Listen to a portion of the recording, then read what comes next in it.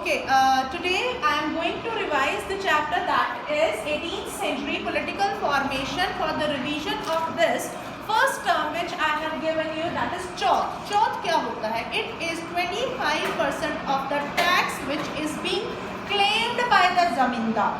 It is being claimed by the zamindar, given by the peasant, is known as chauth. Second is Sardeshmukhi. It is also a type of tax. 9 to 10% of the tax received by the head zamindar in the Deccan. That is called Sardeshmukhi. These are the two taxes which were imposed in the Maratha region.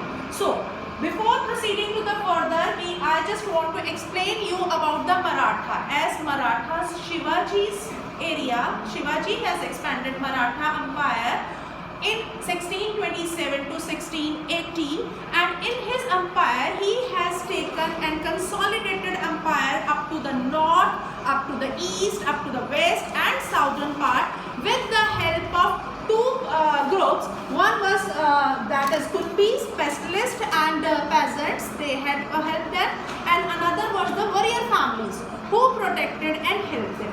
After the death of Shivaji, their Brahmins, they had taken the power under their control and they were become as a Peshwas. So Peshwas, they maintained to control over the Maratha and made Pune as their capital. After that, they expanded in different areas, like in the north up to Punjab and Sindh.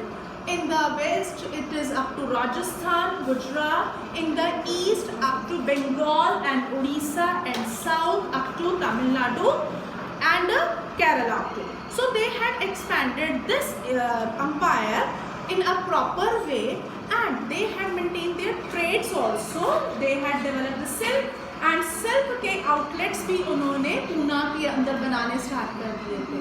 They developed their 3 routes and try to put the control over the Mughals by attacking on the weak areas of the Mughals and consolidated their area under their control. 3 routes they had developed. That is first route from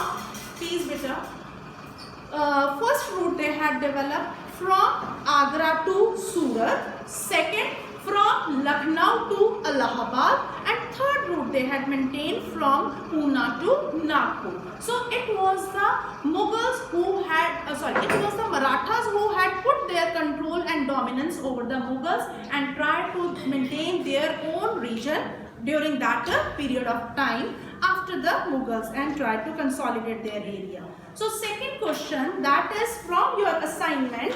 That question is, why did Nawabs of Awadh and Bengal try to do away with the Jagirdari system?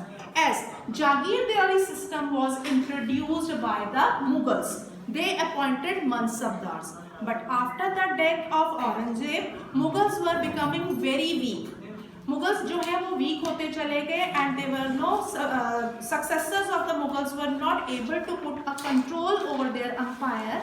Then 3 provinces were being developed during the 18th century. That was, one is Hyderabad under the leadership of Nizamul Mulk Asaf Jah. Second is Awadh. Awadh was under the rule of Sadat Khan. And third was Bengal. Bengal was under the ruler of Murshid Quli Khan. After the death of Murshid Quli, Alivardi Khan. So here the question is, why Nawab of Awadh? Awadh के नवाब कौन थे? सादत खान. और नवाब of Bengal के कौन थे? Murshid Quli Khan. So they want to away with the Jagirdari system. As I told you that Jagirdari system जो था, it was introduced by the Mughals. So already these persons जो यहाँ के थे, सादत खान और मुर्शीद कुली खान, ये पहले ही उनके द्वारा मनसबदार्स के रैंक पर बैठे हुए थे. They were aware from the loopholes of the administration setup. That is why इन्होंने जो मुगल्स का सेटअप किया हुआ जागीरदारी सिस्टम था उसको रिमूव किया. They removed that and tried to consolidate the empire under their control, their own area under their control. First of all, जो अवध के थे उन्होंने क्या किया? They tried to remove the Jagirs. They given the small Jagirs to the new Jagirstar and collect the taxes in the form of cash. ठीक है? So these kinds of things were done by the this Awadh, Saadat Khan, Awadh के जो नवाब थे, नवाब नहीं सूबेदार of Awadh in Saadat Khan, उन्होंने ऐसा किया था। देन इज बंगाल, बंगाल में Murshid Quli Khan who try to put the control as he transfer the jagirdars of his area to Orissa. उन्होंने पहले क्या किया, अपने जितने भी अपॉइंटेड थे ब्रिटिश मुगल्स के बनाए हुए, उनको उड़ीसा के अंदर शिफ्ट कर दिया। Then he appointed the new jagirdars and given the new jagirs, and they were supposed to collect the taxes in the form of cash. New supervisors were being allotted, those who were making the reassessment of their records so that malpractices and corruption should not be there. They were not asking the Mughals for getting all the deeds or whatever the commands from them. So they were running their own administration, and that is why they tried to remove the Jagirdars from their own areas. I hope it is clear. So third question, that is, how were the Sikhs organized in 18th century? As in this chapter we had already learned, one is Marathas, second is Hyderabad, third is Awadh, and fourth is Bengal. Last one is Sikh. How Sikhs were being organized in 18th century? As Guru Gobind Singh Ji, he has introduced and set up Khalsa Panth in 1699. He do not want to give the Sikh provinces area under the control of Mughals. That is why he put a war against the Rajputs and Mughals. But in 1708, after the death of Guru Gobind Singh Ji, उनकी जब death हुई, उनके बाद क्या हुआ, बंदा बहादुर जी, he put the control of Punjab under his control, and he made 2 coins on the picture, on the inscriptions of Guru Gobind Singh Ji and Guru Nanak Dev Ji. After that, he was able to have his own control administration, that is from Satluj to Jamuna. वहाँ तक का इन्होंने पूरा अपना control कर दिया था और मुगल्स को यहाँ पर नहीं आने देते थे। एंड इन 1708 में गुरु गोबिंद सिंह जी की डेथ हुई। 1715 तक बंदा बहादुर जी ने अपना पूरा कंट्रोल किया, पंजाब को मुगल्स के हाथों में नहीं आने दिया। 1715 में मुगल्स के अटैक के बाद Banda Bahadur ji was being annexed, and in 1716 he was executed. He was captured and then executed. After that, Sikh dals were being formed, and first the organizations of Khalsa was being formed, that was called Dal. Then the white group was called Missiles, and further white groups were called Dal Khalsa. They had made the resolutions, they had made that Guru Matas, they had tried to meet twice a year in Amritsar for the meeting, that we have to go with the words of Guru Gobind Singh Ji as Guru Matas.